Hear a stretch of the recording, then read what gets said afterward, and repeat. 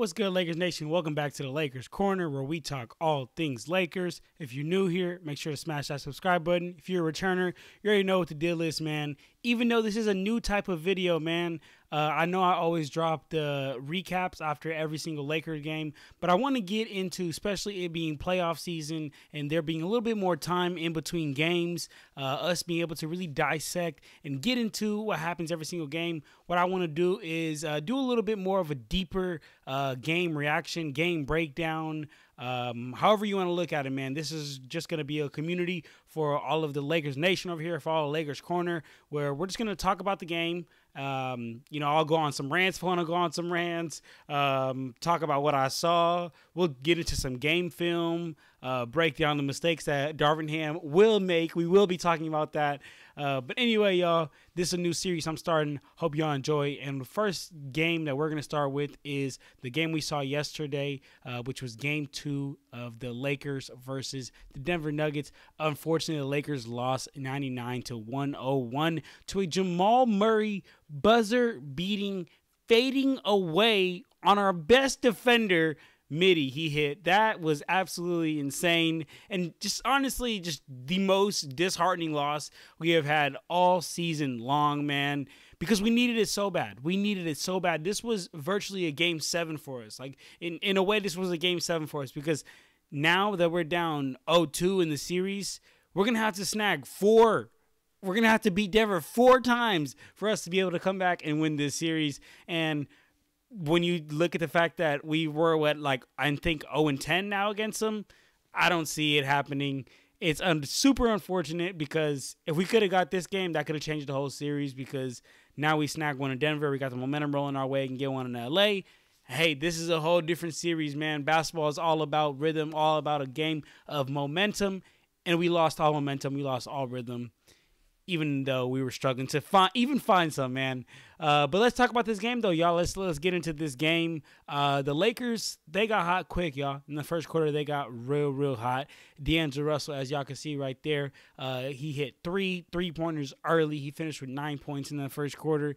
Anthony Davis, man, he got going early. We'll talk a little bit more about Anthony Davis later on in the video, but he got going early. He had 10 early points in that first quarter. The Lakers played, honestly, really well and controlled, I would say, the game, controlled the tempo the entire first quarter. They weren't sped up. They weren't slowed down. They played at their pace. They didn't allow the Denver Nuggets defense to rattle them. They ended up outscoring the Nuggets 28-24. Anthony Davis did take that one-on-one Jokic matchup personally, which I love it. He did a great job in the first half. He did a great job in the first half. I'm glad the Lakers stopped cross-matching, and when they cross-match is just when AD is guarding Aaron Gordon, and then Rui is usually guarding Jokic, and then AD is just like a roamer, a secondary defender. It's more just to clean stuff up around the rim, get some big blocks.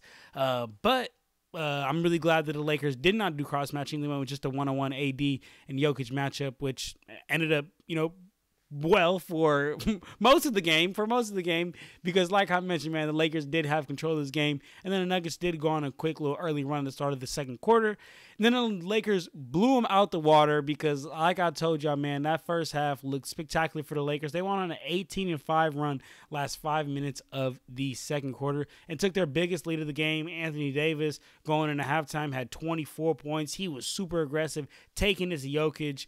Honestly, to be real, like this game right here was my expectation. Oh, actually, the first half of this game, I won't even say this game. The first half of this game was how I expect Anthony Davis to play Jokic for the rest of the series.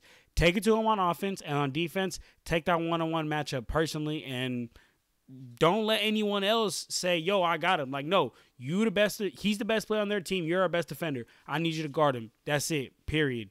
And then also our X Factor, man, D'Angelo Russell. I dropped a video on this channel, y'all, series preview, talking about Lakers will upset Nuggets and all this and all that. And I talk about how D'Lo is going to be that X Factor for it to happen. In that first half, we had control of the game. And guess who was the X Factor? D'Angelo Russell. He had 18 points. He was big, and just being that rhythm player, hitting those catch and shoot 3-pointers. He was huge for us in that first quarter. I mean, the Lakers had a comfortable lead, even in the beginning of the third quarter, until there was about 5 minutes left in the third quarter. The Lakers went on a scoring drought. They only scored 2 points from the last 5 minutes of the third quarter to the end of the third quarter. And the Nuggets, they went on a run. They brought the game within 7 points after being down by like 20, y'all. By 20, they brought it within 7. And for a player like Jamal Murray, that's all he really needed, man. That's all he needed. Jamal Murray skated off 14 of his 20 points in that fourth quarter, y'all. 14 of his 20 points. He went ahead and sealed the deal. And then, as you know, this happens. Murray makes a move.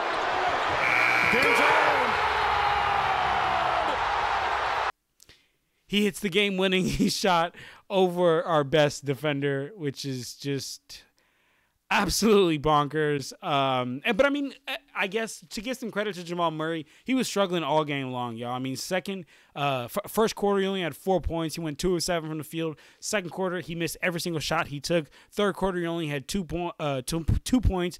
So in the fourth quarter, for him to go out for 14, for him to stick with it and find his rhythm and be able to eventually not only just score 14 points, but hit the damn game winner over our best defender, man, that's credit to him as a basketball player. But as a Lakers fan, it pisses me off, and it concerns me, man. You know what else concerns me? Our Lakers bench. We had 6 freaking points off the Lakers bench. A collective 6 points, not from one player.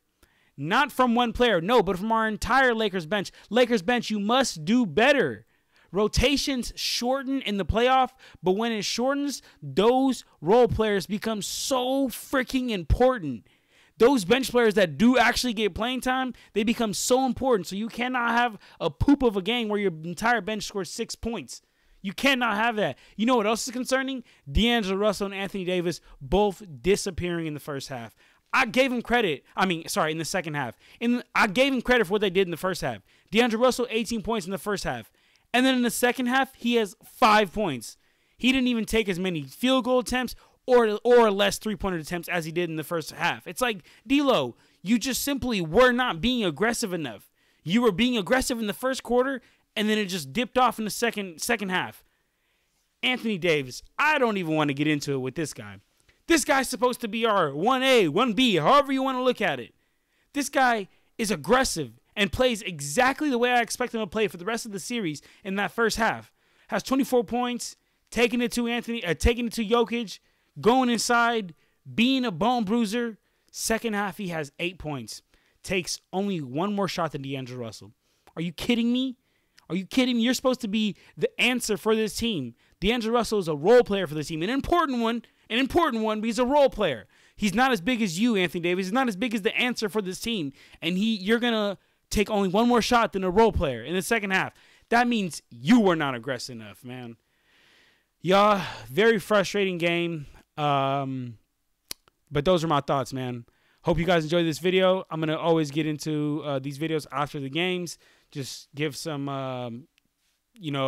post-game thoughts a little bit like a day after the game or something like that, just so I can gather myself. I always do post-game shows, though. Check it out. I always repost it on my page. I go on this page called Lakers Fast Break, and we do Lakers post-game lives. So come check me out on there, man, if you want, man. Follow the Instagram.